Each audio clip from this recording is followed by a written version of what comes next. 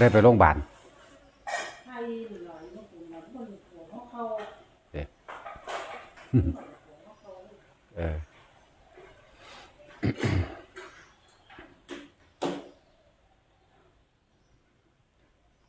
ฟังเรื่องคนเป็นเบิดบุญอย่าเข้าใจว่าถ้าคนตายเบิดบุญเด้อคนเป็นกับเบิดบุญเป็นเด้อคนเป็นเบิดบุญนี่เพราะว่ามันประมาทมันบ่ได้สะสมเกี่ยวกับคำสอนของพระพุทธเจ้าหรือการให้ทานการมารักษาศีลมั่งเป็นบางครั้งบางคราวหรือการมาสวดมนต์มั่งหรือภาวนามั่งเป็นบางครั้งบางคราวก็บ่มีจังซี่พวกนี้สิหลงระเริงในตัวเองเวลามีสิ่งมีของมีเงินหลายๆมียศถาบรรดาศักดิ์และอำนาจพวกนี้เสียหลงเจ้าของเด้เพราะว่ายังบ่มีสติบ่มีปัญญาคือบ่มีบุญนั่นแหละเป็นเครื่องรองรับในการสิบริหารจัดการเกี่ยวกับทรัพย์สินที่มีอยู่เพราะว่ามันสิใส่หลงไหลไปในอำนาจและยศถาบรรดาศักดิ์แม้แต่ ความเจ็บปวดความป่วยยังก็เสียก็คิดว่าเงินมันสิซอยได้คิดว่าเงินสิซื้ออะไรเบิดทุกอย่างลักษณะนั้นเวลามันเบิดบุญจริงๆแล้วมันสิทำลายเจ้าของเองเพราะว่าเจ้าของมีหลายแต่เข้าใจว่าสิมีอำนาจตลอดไปแล้วมันสิให้เห็นความกงจักเป็นดอกบัวเห็นความผิดเป็นความถือแล้วก็เฮ็ดแล้วกล้าเฮ็ดกล้าเว้ากล้าคุยกล้าที่สิทำลายผู้อื่นได้แบบบ่ได้เข้าใจว่าผู้อื่นน่ะสิเจ็บปวดคือเจ้าของบ่คิดตัวนี้แล้วคือว่าเวลาอกุศลกรรมตัวนั้นมันให้ผลน่ะตกต่ำขนาดเด้บ่มีที่พึ่งบ่มีทางออกเด้แล้วเงินที่หามาได้เก็บมาได้หลายๆเนี่ยหรือยศถาบรรดาศักดิ์ชื่อเสียงต่างๆทรัพย์สมบัติมาเนี่ยสิถือสดใสไปในสิ่งที่ตัวเองทำผิดนั่นเองเราเรียกว่าถ้าบุญหรือปัญญาหรือสติก็คืออันเดียวกันบุญสติปัญญามันหมายถึงสิ่งเดียวกันนั่นแหละ เวลาเฮ็ดบัดนี้สิไป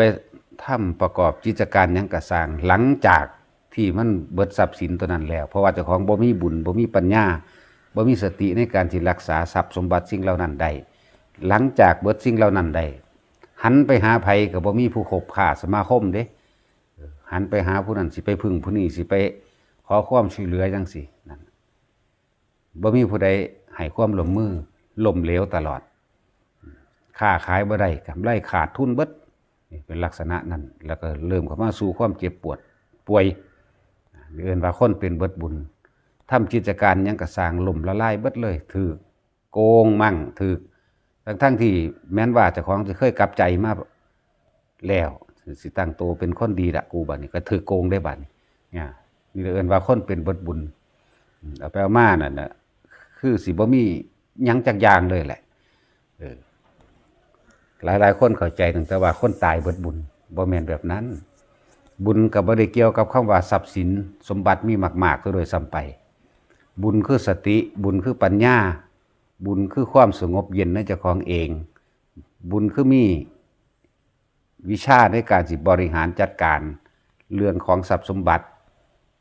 ในการที่สิคบค้าสมาคมกับบุคคลในการที่สิหรือทำกับสัตว์แบบใดบุญบ่ได้เกี่ยวกับเงินบ่ได้เกี่ยวกับความร่ำรวยหรือความจนอันนั้นหมายถึงอันนั้นคือเขาบ่มีทรัพย์สินโดยภายนอกบุญนี่เกี่ยวกับความสงบจิตเย็นใจในเจ้าของเองกระทำการสิ่งใดก็สร้างสติของเขานี่ย่อมเป็นสัมมาสติหมุนเข้ามาสู่ความรอบคอบในการบริหารจัดการในการคุยกับผู้นั้นคุยกับผู้นี้ในการจัดการหลายๆอย่างจึงสิบริหารจัดการแล้วก็บ่เป็นไปเพื่อเฮ็ดให้ผู้ใดผู้หนึ่งเสียชีวิตและทรัพย์สินบ่มีผู้ใดมาเดือดร้อนเนี่ยมันสิเป็นจังซี่นี่คือคำว่าบุญคนทุกข์คนยากคำว่าทุกข์ยากนี่ทุกข์โดยบ่มีทรัพย์สมบัติซื่อๆแต่จิตใจของเขาเจ้านั่นน่ะเป็นผู้มีบุญเป็นผู้มีความสงบเป็นผู้มีความเย็นในจิตในใจของเจ้าของเองมันเลยบ่ทุกข์เรื่องของกายทุกข์เสมอกันเบิดล่ะเพียงแต่ว่าคนบ่เข้าใจซื่อๆมีความเจ็บปวดมีความป่วยและตายเสมอกันบ่ว่าคนสิมีเงินหลายมีรถหลายก็สร้างอันนั้นก็เฮ็ดให้หลงละเริงซะด้วยซ้ำไปถ้าคนมีเงินมีทรัพย์สมบัติมากมาย สามารถแบ่งปันสมนี้เป็นบันไดของบุญไปได้คือทรัพย์สินเงินทองนั่นแหละเป็นที่ก้าวย่างร่องเหยียบไปทำเรือเพิ่มบุญได้เอาสิ่งเหล่านั้นเป็นสิ่งแวดล้อมในการเพิ่มบุญนั่นเองเป็นเครื่องสนับสนุนกองบุญกองความสงบด้วยคำว่าบุญสะสมความสงบสะสมความเย็นจิตเย็นใจความบ่เราร้อนความบ่กังวลเด้บุญจะเข้าใจว่าต้องมีเงินหลายต้องมียศศักดิ์ศรีต้องมีคนนับหน้าถือตาบ่แม่นแบบนั้นบ่แม่นตำแหน่งบ่แม่นยศถาบรรดาศักดิ์บุญคือความสงบเย็นใจของเจ้าของฉะนั้นหลายๆคนที่เรียกว่าคนเป็นเบิดบุญนี่ค้าขายก็บ่มีกำไรแถมซ้ำต้นทุนทั้งหลายก็ถูกหดถูกสั่นถูกลักถูกโกงเอานี่เอิ้นว่าคนเป็นเบิดบุญเฮ็ดไปตั้งใดหันหาภัยก็บ่มีผู้ใดอยากเบิ่งเด้แล้วมันบ่มีสติบ่มีปัญญาเพราะว่าอุปนิสัยหรือนิสัยที่สั่งสมมาตอนที่มันยังมีอยู่นั่นน่ะตอนที่มันยังมีอยู่มันประมาทไปหาดูถูกไปหาเว้าหารังแกคนผู้นั้นผู้นี้บ่ว่าแต่คนทั้งสัตว์พร้อมแล้วก็กล่าวคำเว้าต่างๆนานาในการดูถูกเหยียดหยามคนใช้สินทรัพย์สมบัติภายนอกนี่ออกไปในทางที่เฮ็ดให้ผู้อื่นเดือดร้อนเสียชีวิตและทรัพย์สินเสียหายเด้เบิ่งเด้อว่ามันธรรมดาเด้บุญกับบาปเนี่ยเปรียบเสมือนดังหมาไล่เนื้อคำว่าเนื้อสมมุติว่ามันเป็นกระแตซะบุญหรือบาปนี่คือว่ามันเป็นหมาซะท่านเข้าเมื่อไหร่มันก็กัดเมื่อนั้นถ้ากำลังทั้งบุญหลายนี่คือเป็นคนมีสติมีปัญญาบาปอกุศลกรรมนั้นก็บ่อาจสามารถทันได้บ่ให้ผลได้เพราะว่ามันสั่งสมขึ้นไปเรื่อ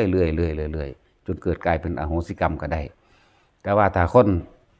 บ่ได้สั่งสมบุญไว้เปรียบเสมือนว่ากำลังของกระแตนั่นแหละ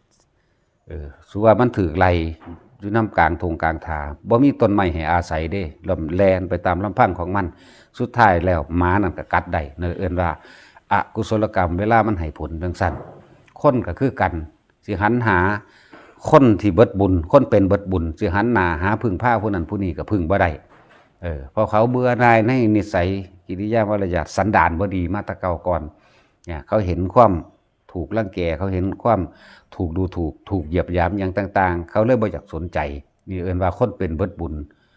เฮ็ดสิหันหน้าไปหาไผก็บ่มีที่พึ่งบ่ล่ะเปรียบคือกันเลยกับกระแตแล่นสิหาที่พึ่งเจ้าของเองที่ว่ากูสิหนีจากความตายอันถึกหมาไล่นี่ก็บ่มีต้นไม้ให้ขึ้นบ่มีหู้ให้หลบพร้อมเนี่ยสุดท้ายแล้วก็ต้องได้รับนี่แหละเพิ่นจังว่าเฮาพวกเฮามันเพิดเพลินอีหยังกันโลกกำลังเดือดร้อนโลกกำลังวุ่นวายคือว่าหันหน้าเข้ามาหาพระธรรมคนที่ผ่านชีวิตมาได้โดยบ่ได้เสียหายเพราะว่าอย่างเวลามันตกอับมานี่หันหน้าเข้าหาพระธรรมนั่นแหละที่เป็นทางแก้ให้ทุกคนที่เป็นทางแก้ทางออกให้ทุกคนได้ดีที่สุดมันสิเป็นที่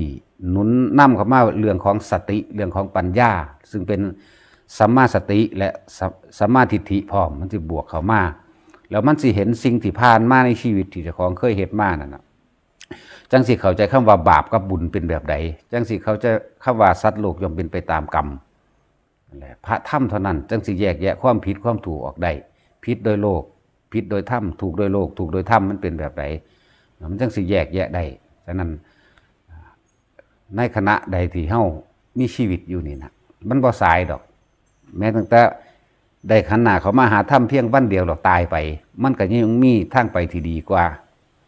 สิภาษายังเฮาบ่ทันได้ว่าตายแต่ว่าความตายกับความเป็นอยู่นำกันกับเฮาเลยตลอดถ้าหันหน้าเขามาศึกษาพระธรรมโดยตัวเองแล้ว ก็สิเห็นทางออกเนี่ยเพิ่นถึงว่าทำบุญนี้บาปมั่งมันก็เป็นแบบไรก็เป็นแบบนี้แหละคือหันหน้าเขาหาธรรมเมื่อหันหน้าเขาหาธรรมแล้วก็สิเห็นทางแห่งความสงบของเจ้าของเองแล้วมันก็สิลอยเลี่ยงประสบการณ์ชีวิตจริงของเจ้าของเองที่ผ่านมาในการกระทำผิดในการที่ทำลายรังแกเบียดเบียนข่มเหงสัตว์ข่มเหงคนดูถูกปาน้ำผู้นั้นผู้นี้เหยียดหยามคนจังสันจังสี่ถ้าบ่มีถ้ำเข้ามานี่บ่รู้สึกโตเลยเด้ว่าผิดหรือถูกถึงขั้นว่าได้หาขอท่านกินก็มีเด้คนรวยๆนี่แหละสิเข้าใจว่าแต่ของมีอำนาจวาสนามีบารมีมีบุญมากบ่ได้แปลว่าจังสั่นเด้ มันแปลว่าความสงบเย็นใจพี่เด้คำว่าบุญเมื่อความสงบเย็นใจความสติปัญญาบ่มีแล้วสงบเย็นใจบ่มีแล้วจึงบ่อาจสามารถสิรักษาทรัพย์สมบัติได้แล้วก็บ่อาจสามารถสิรักษาฐานะบ่อาจสามารถสิรักษาเกียรติยศและชื่อเสียงบ่อาจสามารถสิรักษาผู้อื่นได้แล้วก็คือมีแต่รังแกผู้อื่นนั่นเองและเอิ้นว่าบาปมันจังว่าคนเป็นเบิดบุญมันเป็นแบบนี้เฮ็ดอีหยังก็บ่ขึ้นก็แล้วกันหน้าจนกว่าจะหันหน้าเข้าหาธรรมได้ถ้าหันหน้าเข้าหาธรรมได้สิมีทางออกให้สำหรับบุคคลผู้เช่นนั้นคนที่เคยผิดพลาดมาก่อนแล้วแต่เฮาผ่านจุดมนหมองที่สุดออกมาได้แล้วนั่นเฮาสิเห็นเองดอกแนวจังซั่นสิเห็นนิสัยสันดานของเจ้าของเองที่เคยเฮ็ดมาแล้วก็สิสำนึกผิดได้เมื่อสำนึกผิดได้มันก็แก้ไขไปในทางถูกเองคิดอีหยังก็บ่ออกเด้อคนบ่อุ่นมันธรรมดาตีบตันไปเบิดหาทางออกบ่ได้หาทางไปบ่มีเด้นี่แหละเอิ้นว่าคนเป็นเบิดบุญค้าขายขาดทุนถือโกงอีกแล้วก็ถือว่าสิเข้าใจว่าเขาเป็นอัตภาลสมมุติว่ามีพวกคนพาลเด็กน้อยมาละล้านพังของถิ่มจูดของถิ่มจังซี่นะสิเข้าใจว่าของเป็นคนพาลบ่เลยเจ้าของต่างหากเป็นผลกรรมอกุศลกรรมของเจ้าของที่เฮ็ดไว้นั่นแหละจังว่าธรรมเท่านั้นที่สามารถเฮ็ดให้คนทั้งหลายเนี่ยมีทางออกได้บ่ตีบตันแม้กระทั่งความเจ็บไข้ได้ป่วยถ้าหันหน้าเข้าหาธรรมแล้วมันก็รักษาได้เด้บัดนี้คำว่ารักษาได้บ่แม่นว่าเอาธรรมนั่นมารักษาโดยความเข้าใจว่าทองคาถามาเป่าใส่บ่หรือว่าพระนั่นสิเป่าให้หายบ่แม่นน้อมนำแนวทางการปฏิบัติเมื่อฝึกหัดแล้วก็ปฏิบัติเจ้าของเองบ่แม่นของหน่อยได้อันถ้าหันหน้าเข้าหาธรรมได้แม้ในการทำสมาธิก็สามารถรักษาโรคได้แม้การทำสมาธิทั้งหลายนี่ก็สามารถทำความหลุดพ้นได้มันแก้ได้ทั้งเบิดเลยคือธรรมะของพระพุทธเจ้านี่แต่คนทั้งหลายประมาทตอนที่มีสิ่งนั้นมีของนี่ประมาทเย่อหยิ่งเด้คิดว่ามันสิเบิดบ่เป็น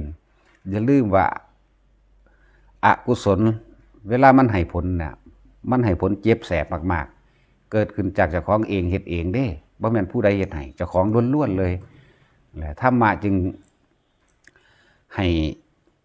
แนวทางเลือกของชีวิตคนใดสิไปทางดีสิไปทางเลวเพิ่นก็บอกสอนไว้เบิดแล้วคนเป็นเบิดบุญเป็นจังซั่นขนาดเคยรวยๆเป็นเศรษฐีเท่าใดล้านก็สร้างตกอับเป็นขอทานก็ได้ถูกรังแกเวลาสิมาตั้งโตใหม่ก็ถูกรังแกอีกนั่นเพราะว่าเจ้าของเคยเฮ็ดไว้กับเขาก่อนมันบ่แม่นผู้อื่นเฮ็ดให้เด้เจ้าของเฮ็ดเอาเบิดนะฉะนั้นเพิ่นจึงว่าถ้าสิเปลี่ยนแปลงได้เริ่มเห็นสัมมาทิฏฐิก่อนมักมีองค์8เพิ่นก็สอนไว้แล้วมาทำการศึกษาเอาเมื่อศึกษาแล้วว่าแม่นจำเอาซื่อๆต้องเฮ็ดตามพร้อมจึงสิเห็นผลจังว่าผู้ใดได้เข้าถึงธรรมแล้วผู้นั้นสิมีทางออกจากทุกข์ทั้งทาง